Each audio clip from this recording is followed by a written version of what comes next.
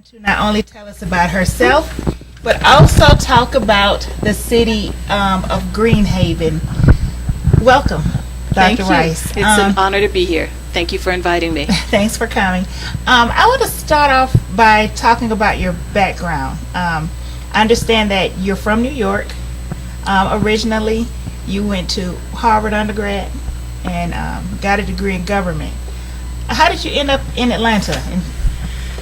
Well, I do say that I'm from New York, but I was born in Japan, Tachikawa, Tokyo, Japan. My father was in the Air Force, and in those days, families traveled with the servicemen. So we traveled to a lot of different places, and I was born in Japan. He retired in New York, so we spent time there, and that's why I consider that my home, probably the longest place I've been. Okay. So I was living in New York for a long time, and I had a daughter. My daughter was turning, I guess, around 10, 11, or 12, and I lived in the city, and the city has everything possible in it, in full view, everything. And I just thought I'd like for her to kind of have a different environment. And so I began to look around in the United States as to where to live, and I came up with 3 places. I came up with Raleigh, North Carolina, Oakland, California, and Atlanta, Georgia. I wanted to be in a place where there would be significant numbers of black folk. I wanted it to be warm. Okay. And I wanted it to be somewhat progressive. Okay. So the first place I traveled to was Atlanta, Georgia. I didn't have to travel to the other places. It just hit my heart, and I said, this is where I want to be. Okay, I'm a native, and I haven't left. Circumstances may change, but as of now, I've been here forever. That's right. So you do have a degree in government. Is that what propelled your interest into politics?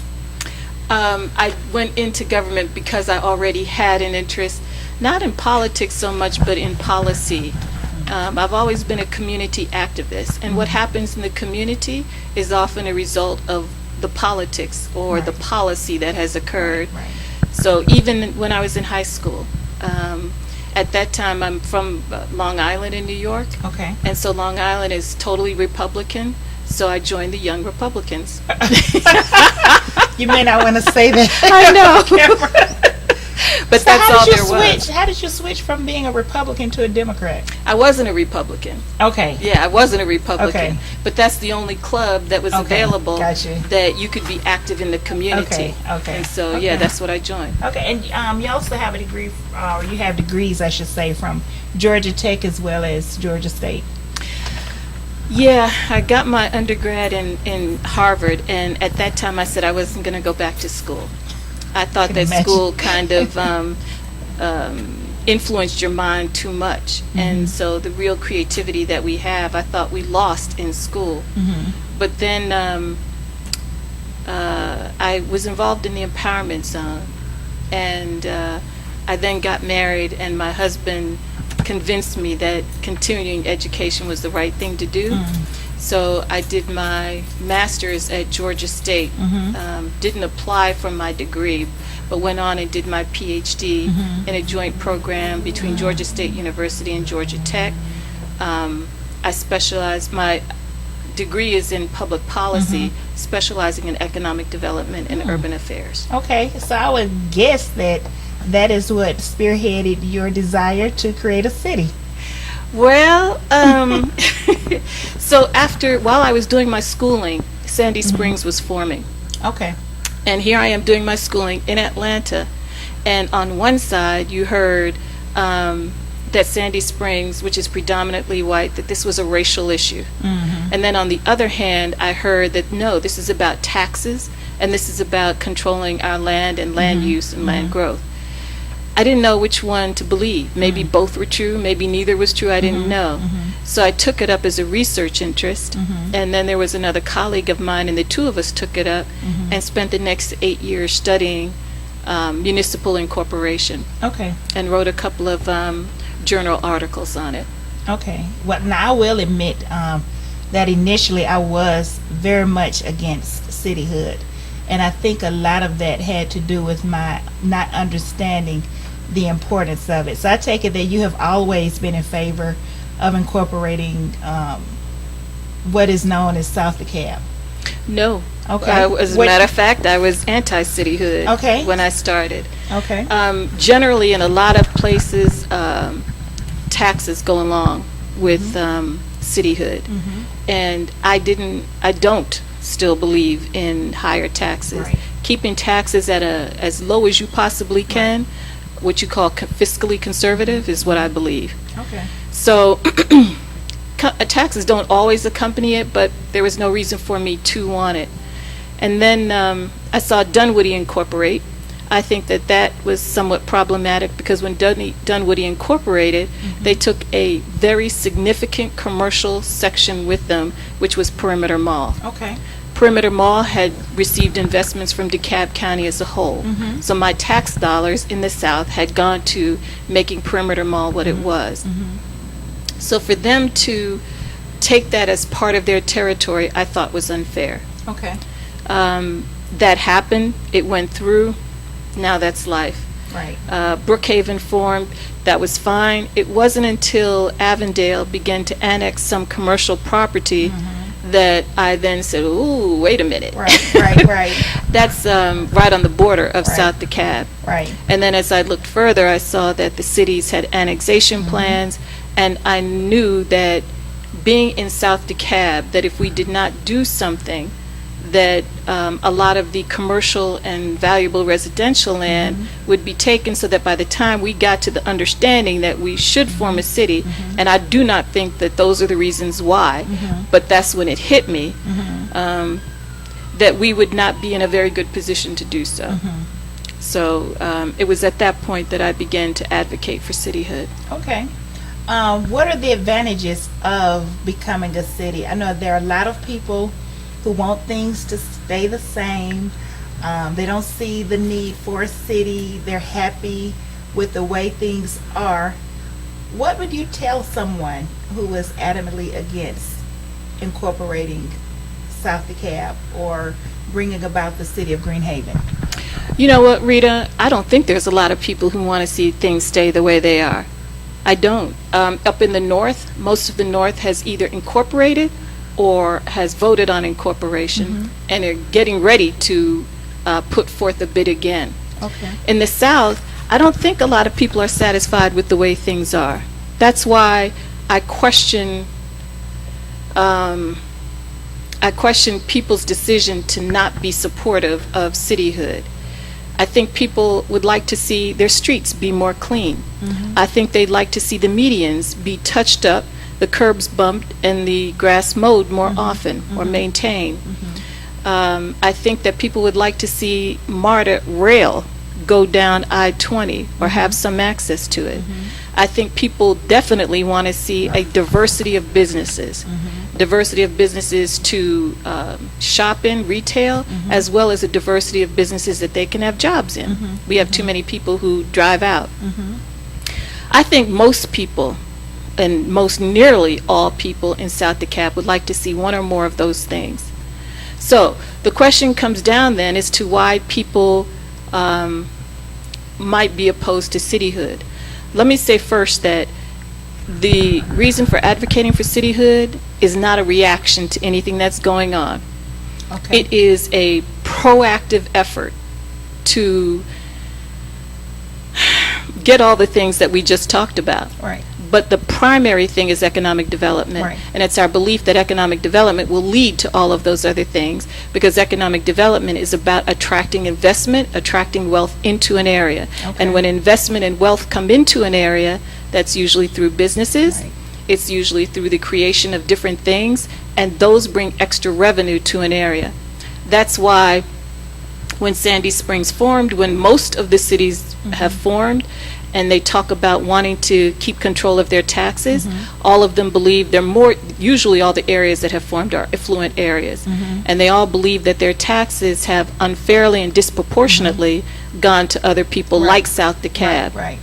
So that's why you want to have investment and wealth come into your area. That will bring more wealth to the county, if we're under the county, or to Greenhaven, Right. if Greenhaven forms. And with that wealth, you can then pay for more police. Right. You can pay for somebody to pick up that trash. Right. You can pay for somebody to mow that median. Right. You can pay to have influence to Right. have MARTA come down I-20. Okay. So our primary objective is economic development. Okay, speaking of economic development, and then I want to go back to MARTA as well, but what type of industry or businesses will Greenhaven bring to that area? That's a good question. I think it was about 2 years ago now, DeKalb County brought in a firm to do an economic development plan for all of DeKalb County. That plan is not being implemented. There's some good stuff in that plan, but here are 3 ways that I guess traditionally you look at economic development. First, you want to see what you're already strong in. For South DeKalb, one of the things we're strong in is logistics. So you want to do research and find out what industries are strong, and you want to support those industries. Second, you want to find out industries that you can leverage. So what industries may be strong nearby or around you? So in Atlanta, one of the strongest industries, if not the strongest, is entertainment. You have Tyler Perry that's come in. Right. You've got entertainment, movies that are coming in. Hopefully. Hello, hello. Right, right. Gotta get a plug in. Right, exactly. Okay. Well, that's exactly it. That's Okay. right. You're an example. Right. And so when industries come in strong in areas around you, then you want to take advantage of those because, see, Atlanta is getting more and more expensive. So they're Yes, it looking for is. cheaper places Can't to move go. back home. And when you look at the entertainment industry Right. in Atlanta, a lot of it is black. So you have your rappers that have come in. You've got Tyler Perry that's come in. That his films are often black. So here's a black area right next to it that can take advantage of it. Okay. So that's the second area of economic development you want to look at. Okay. Third area is what do you see as potential growth areas for you? So the name Greenhaven, Right. unlike what some have said, has a lot of research behind it. And we went through a number of different things to figure out what our name should be. That word green, the green part of Greenhaven, came first of all because we are going for economic development and money is usually thought of as green. But just as importantly is that we have a deep concern for the environment. And we recognize that one of the growth industries in the United States is the green industry. Right. Alternative energy, for Right. example. It is. And around DeKalb County, in Henry County, Rockdale County, you've got green industries that are growing. I So didn't know solar, that. Okay. solar farms. There's a couple of solar farms, and the purpose of those farms, and you can, when you take a look at them, you just see acres of these panels getting energy from the sun. And what they want to do is provide energy to that county and surrounding counties. Wow. Yes. So that's the third thing that you Okay. kind of go for. What things can you capitalize on that might be good for your area? And another one, for example, could be transportation. Even though transportation is not in South DeKalb, it's right around South DeKalb. Okay, well, going into transportation, you brought up MARTA. MARTA was one of the reasons why I ran, actually the main reason why I ran for county commissioner the last time. And even though I didn't win, I think it's still important to fight for that. Because I think what a lot of people don't understand is that MARTA will give so much grant money, free money, to develop businesses along the rail. Why is it that a city would be in a better position to fight for MARTA to go down I-20 than just the county commission? Or is it a joint effort, or Okay. how would you answer that? So first let me say why transportation is good, period, for Okay. economic development. We have a term that's out there called TOD, or transit-oriented development. And these days, if you've got transportation, then you've got economic development generally following that, because transportation is generally in the cities. Okay. So if you think about it, wherever you have a MARTA line, then that enables people to not have to drive and now they will go into the city. Right. So you'll find that where there are MARTA stops, you usually have development around those stops. Right. So that's one way to think of transportation. Another is if you look at the Beltline in the city of Atlanta, it is just a rail line that circles the city of Atlanta. That's it. But what it does is it connects all parts of Atlanta one to another. Right. And what is important about that is that it enables people to do what they call live, work, play. Now you don't have to spend money and time and energy on being in your car. You can get on that rail line. You can get entertainment. You can get food. You can get a job. And you can get to your friend who may be on the other side of town at a reasonable price at a quick rate. So transportation and economic development go hand in hand. Right. Now, why would it be better for a city to have transportation or to do it under a city rather than Right. under a county? Right. The thing about South DeKalb, and we haven't really described Green Haven or South DeKalb, so I'd like to get to that. But South DeKalb compared to North DeKalb, just like South Fulton compared to North Fulton, there's a disparity between the northern part versus the southern part. And development, investment, and wealth are definitely part of the landscape of the northern part, and it is much less so in the southern part. So if we bring, so why is it better in a city than it is under a county? The reason that disparity exists right now is because, first of all, people began to focus on the north side more. But now that all the amenities are there, now that all the stores are there, now that all the jobs are there, then people naturally gravitate to that part of town. Right. So you're going to have to do something now. You're going to have to pay attention to and focus on South DeKalb in order to attract investment there. And most importantly, you're going to have a plan. Right. Okay? So under the current situation, which is that we're under the county, because 95% of South DeKalb is unincorporated. Right. Under the county has looked and said, what are we going to support? And they've chosen two things. They chose to support the commissioners chose to support the Clifton Corridor line, Yes, they did. and then they chose to support a line going from Indian Creek to Stonecrest Mall. Meanwhile, about 20 years ago, or my time might be off, but they originally were thinking of doing the expansion of MARTA down I-20, so it would go from the city of Atlanta to Stonecrest Mall. They did an environmental assessment study.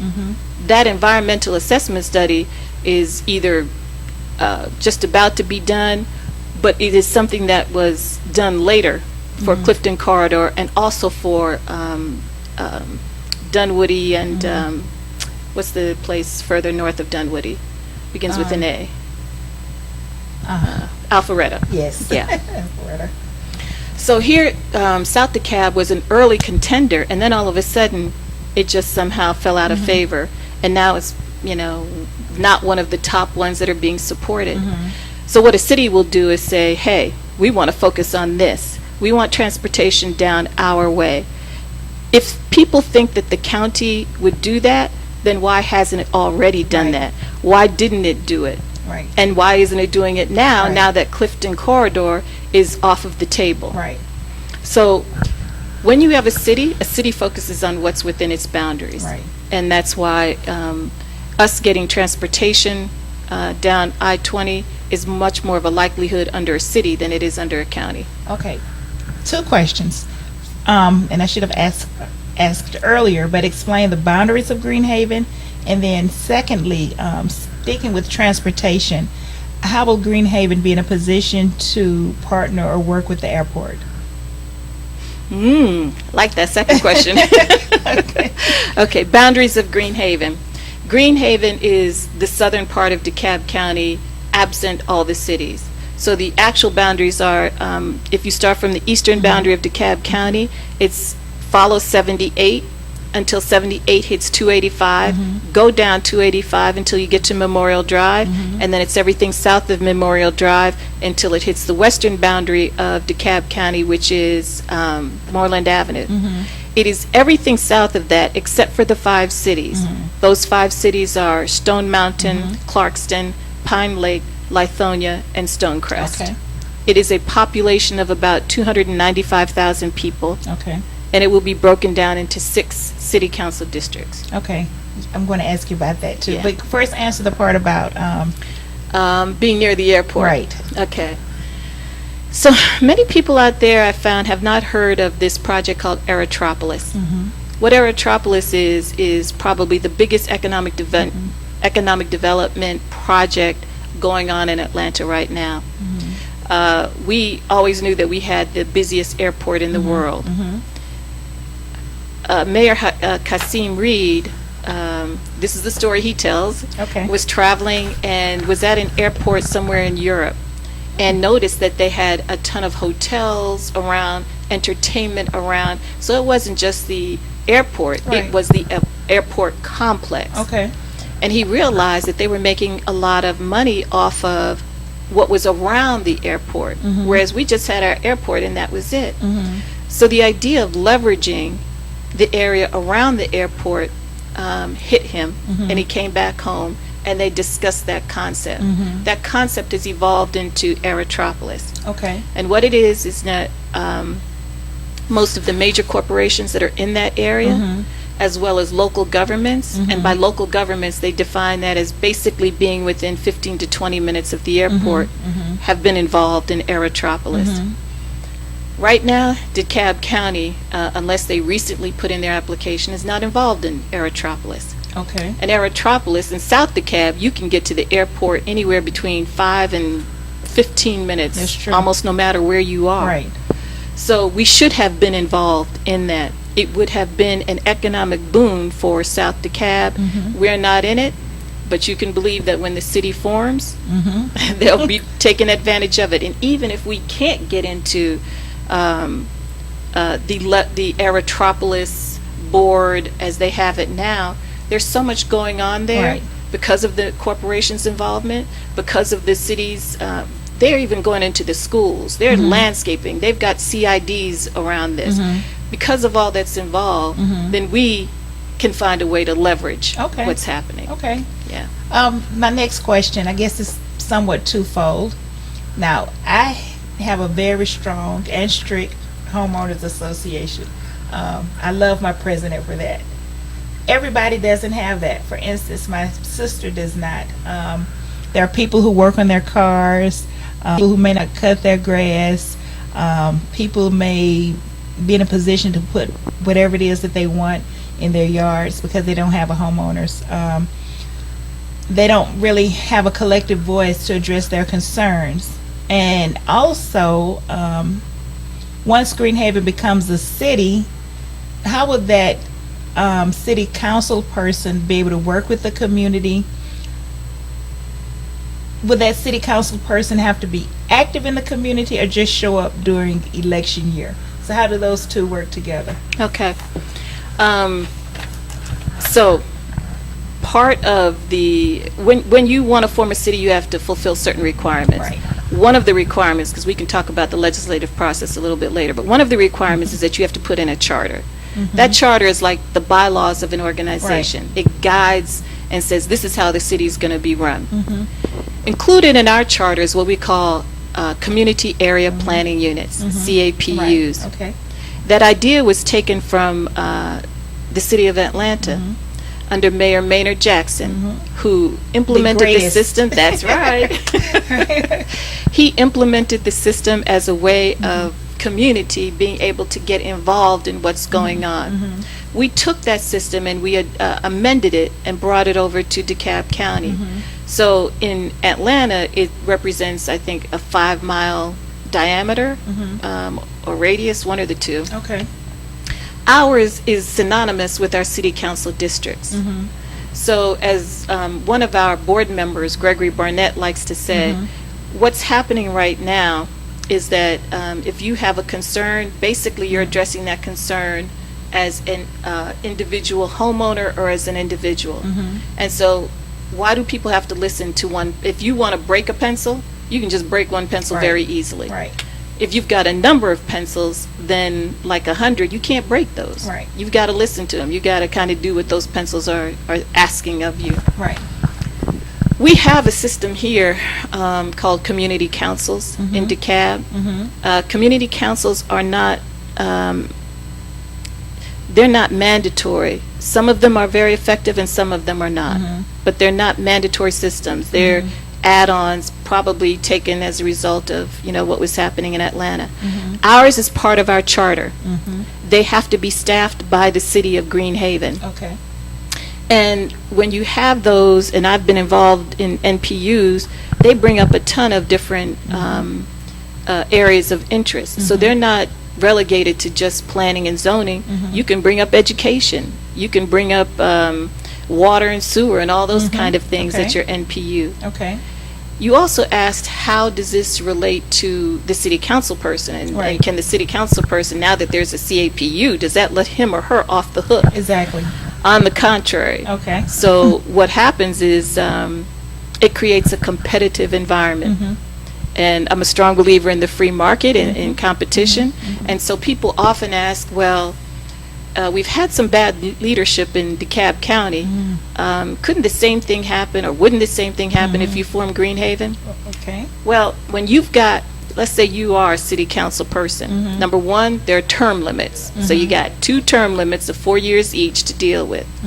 But now let's say you got this person over here who's starting to be real active in his CAPU, his or her CAPU.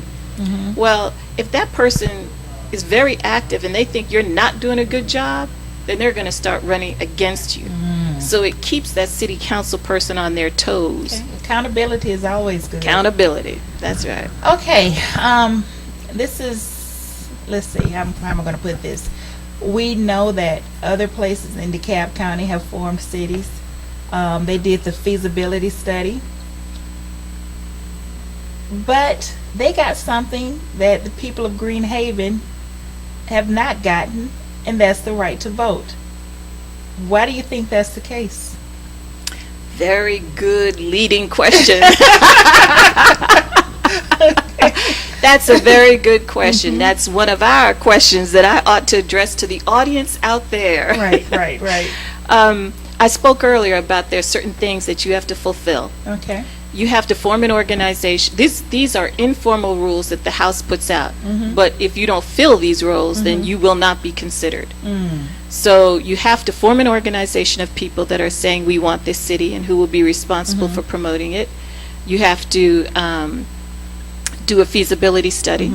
You have to choose your boundaries. You have to draw a map and submit that map.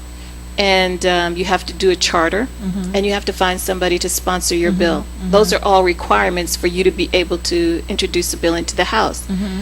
Now, the purpose of the Assembly is to do due diligence, to make sure that you have fulfilled those roles. Okay. They want to make sure that when you create a city, it will be viable. So one of the things we had to do was to do a feasibility study. We did our feasibility study with the same entity everyone else is using, which is the University of Georgia Carl Vinson Institute.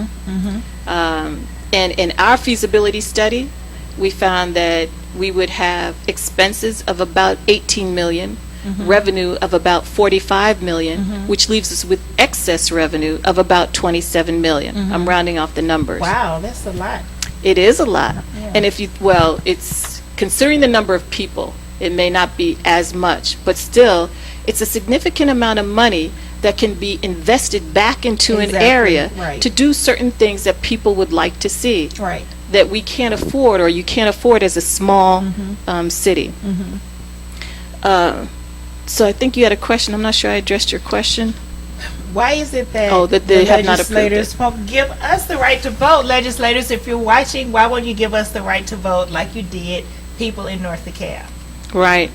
So here we have Fulton County, which is fully municipalized. Everybody in Fulton County got a chance to vote on cityhood. Here we are in DeKalb County. Everybody in the north has had a chance to vote on cityhood.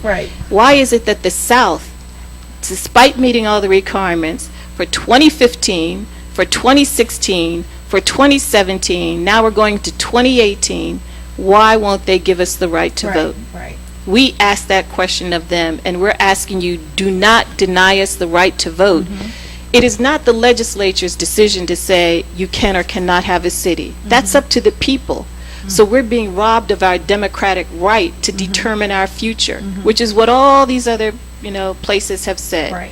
And we ask of our state legislators to stand up and be a champion for us to have the right that so many of our ancestors have fought for hundreds of years. Right. Give us the right to vote. If it's not something people don't want, they'll vote it down. Right. And if they want it, they'll vote it up. But at least we'll have had the opportunity to vote on our future. Right. I don't know if the number's coming up on the screen. It is. If there's anybody who wants to call in, 404-474-0080. I hear my Facebook beeping. I don't know if people are commenting. I'm sorry I can't comment, but if you would like to call in to ask any questions of Dr. Rice, please do that. Okay, you have started various organizations in support of what I call the Green Hood, Cityhood Initiative. Would you speak on those, please? Yeah. Let me first give an up to my homeowners association, Hidden Hills Civic Okay. Association. I was president for 4 years. Oh, wow. That's really kind of my start off into the civic world. Okay. And then I am passionate about economic development. So in 2013, I offered economic development classes to all of DeKalb County residents for free. Wow. And at the end of it, took residents down to the Georgia Power Resource Center, Okay. which is a phenomenal place. Okay. After that, in 2014, I started, along with some other folk, the South DeKalb Improvement Association. And the purpose of that was to help improve the economic viability of South DeKalb. And we did that by breaking down into 5 committees.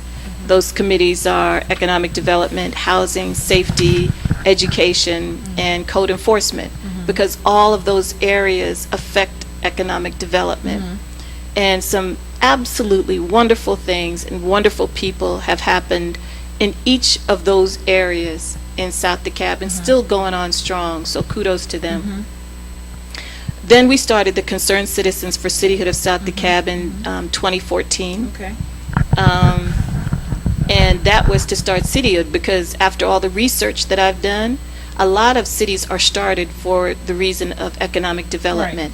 And actually, as I looked at it, South DeKalb should have been one of the very first places to apply for cityhood for the reason of economic development. Okay. Actually, there was the former CEO tried to do that. That's Initially, right. Vernon Jones Vernon tried to do Jones. that. He tried to make all of DeKalb a city to keep Dunwoody from breaking away, and then after that happened, he tried to get the remainder of South DeKalb to incorporate, and for whatever reason, He was a elected man officials- ahead of his time. I Okay. think we almost were ahead of our time, because Okay. back in 2014, nobody thought it was a good idea. Okay. Yeah, so kudos to Vernon Jones. Let me ask you this. Not to be negative, but what's the downside if we don't, or I should say, if South DeKalb does not incorporate? The downside is that, well, I'm going to say nothing changes, but that's not actually correct either. Okay. There's an example I give, and I'll use it with a calculator. Okay. Yeah. So people are very familiar with calculators. When I was growing up, and this shows my age, back in the day we used to use what we call a slide rule. Okay. I know what they are, though. I know what they are. Okay. There are 2 rulers that are kind of Right. stuck together, but you Uh-huh. can slide one on the See, other. that's why you went to Georgia Tech. Okay. That's how we used to do long Right. math. If you Okay. want to do 5,933 times, 2,000, whatever, Uh-huh. you had to use a slide Okay, rule. okay. If you want to do it quicker than doing it by longhand. Right. So the calculator came out, and I remember when the calculator came out, and the early calculators were big, and they were like I remember $400. those. Yeah, Yes. I remember People Texas were like, Instruments. whoa, Yeah. calculator. Yeah. Right. Innovation, technology. Right. And if you think about it over time, now today we can get a calculator for free. It's part of the gift bag that you get when you go into an On event. your phone. On your phone, that's right, for free. Right. So what that represents is progress. It represents change and improvement and innovation over time. that is pretty much life. We're always changing. We're always growing. And it's my personal belief that God created us to be that way, to express ourselves, to express Him in us. So when we stay with the county and we don't make the change that we should be making or that is within us to make, one could say we're standing still, but we're not really standing still, because while you're standing still, other people are innovating, are being creative. An example of this is if you look in Atlanta right now, there's so many things you'll see that you don't see in South DeKalb. You don't see the bicycles for rent. You don't see the little scooters and the golf things that people are using. You don't see the streetcar. You don't even see the basic things that everyone has, like a stadium or a center for people to come to. We are standing still. That's what you'll get under the county, because I don't see anything in the pipeline that's changing that. So for those of you, I understand, number one, that people are somewhat adverse to change. Change is risky, and you don't know what's on the other side of that door. Good. But you can't lose in this. I don't think DeKalb is South DeKalb is a terrible place. I think it's beautiful. I love it. But it is not keeping up, and it's falling behind. There should be things for our kids that you're looking out for that our kids won't be able to compete with if we're not going to do the things that are going to allow them to compete, to understand the world in which they're living. That's a responsibility we bear. So we should be taking those steps that will keep us within what's happening in the world. One of the arguments is it's too big. I know it's second to City of Atlanta. Is it too big?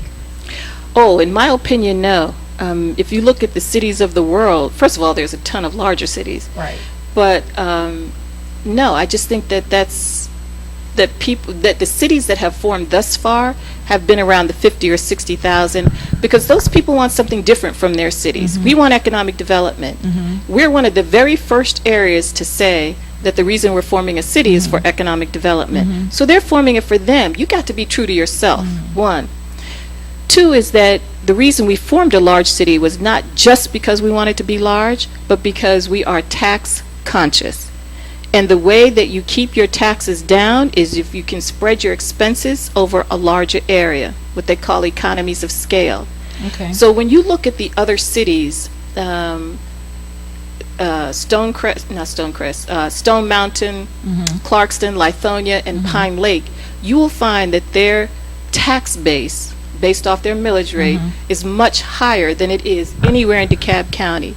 And the reason for that is because they're small and they don't have a significant commercial base. We don't have a significant commercial base. Therefore, in order to compensate for that, because it's going to be residents that are paying a lot of these taxes, then let's spread that out over a larger number of people. So it is to our favor, and don't let anyone else tell you otherwise. It is to our favor to have a larger city if your aim is to keep taxes down, and that is clearly a very, very important aim for us. There's a SPLOST vote coming up soon, and if the SPLOST passes, what happens to unincorporated DeKalb? Who gets the goods first, if you will?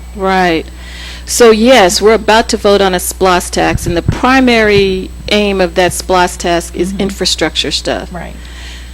So the way it's worked out now, based upon the new laws that have passed, the cities are about to get 40% of that SPLOST, and the county will get 60%. That's based on a per capita basis. The cities will spend their money only within each city. So whatever amount that city gets, whatever the boundaries of that cities are, it will only go within those boundaries. But the county represents unincorporated, it represents the entire county. That includes unincorporated DeKalb, and a lot of people think that now that the city's formed, then the county doesn't represent that city anymore. That is incorrect. That's legally incorrect. A county is an appendage of the state, and as an appendage of the state, you have to represent everybody. So, for example, I believe it's 80-something% that's going to infrastructure, which includes roads, it includes fire, it includes police and different things like that. For and I'm part of unincorporated DeKalb. This is another reason why I'd like to be part of a city. I know that the money for the city is only going within the city, but the money that the 60% that's going to the county, if the county has a road within a city, then it has to service that road. If the police and the fire have to serve, even though the city may have its own police, the fire, most of them don't have fire, the fire is going to also be for those areas. Okay. So even Commissioner Kathy Gannon, during one of the last commission meetings, asked other cities to step up, since they were going to receive some of these services, to please help pay for some of them. She can't force them to do that. Wow. So she congratulated the two, which I think is Tucker and Stonecrest, Okay. who said that they would help, but the rest of them have not. So as an unincorporated person, you have what I like to call half of a person, because voting on you is also the commissioners from the other districts that are not in your geographical area. But a person in a city has two sources of representation. They've got their city council person and mayor who's looking out strictly for that city interests, and they've got the commissioners of their area also looking out for their interests. And that's why you get approval of a Clifton corridor line, but no approval of an I-20 corridor line. Yeah. That's important. Well, going back to the possibility of the legislators not giving us the right to vote, is it possible for the current cities to take away more from unincorporated DeKalb It is. and to cause a further burden on unincorporated DeKalb? And the way you put that was actually well put. The process that my host, Ms. Robinson, is talking about is annexation. And so there are still annexation efforts going on. So I don't know if each of the cities still has one, but of the 5 cities, at least 2 have definite plans, and I think 3 of them have plans. So annexation is the way that you add land to an existing city. And there are different ways to do annexation, but the point is that is what those cities are trying to do. And when cities annex land, they don't annex land that they don't think is going to add to their revenue base. Decatur is an example. If you're not doing something that's going to benefit Decatur, then they do not want to expand their boundaries to include you. So each one of these cities is trying to expand and include area that is going to add to their coffers. And so when they do that, that means that that land conversely will not be excuse me, part of Greenhaven, and therefore Greenhaven will lose that the potential revenue from that area as well. That's true. If I wanted to find out more information about Greenhaven, where would I go? We have a website, www.greenhaven-ga.org, and almost everything that you want to find is on there. We're very, very transparent, so you can get the feasibility study off there, the charter, the economic development vision plan, the board, all kinds of things. And if you want to find out if you live in DeKalb, if your address is in proposed Greenhaven, then there's even an area where you can go put your address in and you can find out whether you're in the area. And then our email address is greenhavenga@gmail.com. Okay. Those are the two. And we have a Facebook page. Please Okay. go and like it. Please. It's Greenhaven Now. Okay. So yeah, please go like it, and you'll keep up to date with all the stuff we're putting out there. Well, what if I want to get more active with Greenhaven and participate and work to make this happen? What do I need to do? Are there any events coming up that I can attend? Yeah, we'd love to have everyone who's interested. First thing I would suggest is go to the website, and there's a Join Us page there. So just click on the Join Us and then fill out the little box that's there with your name and email address, and we will get back in touch with you. Also, come to one of our meetings. Okay.